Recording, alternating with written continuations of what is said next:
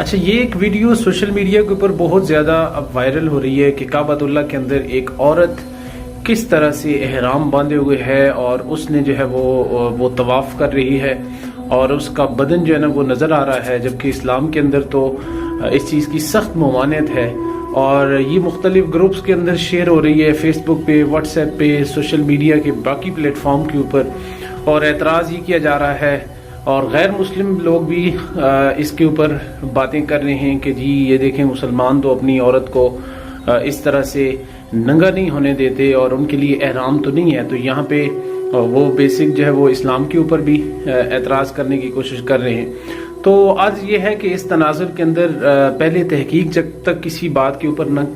ہو تو بندے کو اس چیز کو آگے شیئر نہیں کرنا چاہیے۔ جھوٹی بات جو ہے وہ پھیلانے سے منع کیا گیا ہے، ہمارا دین بھی ایسی باتوں سے منع کرتا ہے۔ تو یہاں پہ جب